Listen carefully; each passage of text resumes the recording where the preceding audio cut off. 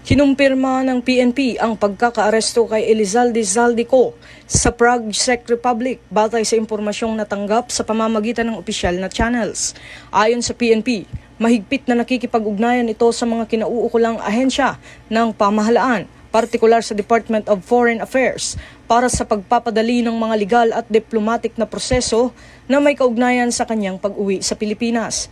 Tiniyak ng PNP na handang-handa ito tumanggap ng custody sa nasabing individual pagdating nito sa bansa at sisiguraduhin na ang lahat ng proseso ay isasagawa alinsunod sa umiiral na batas at due process.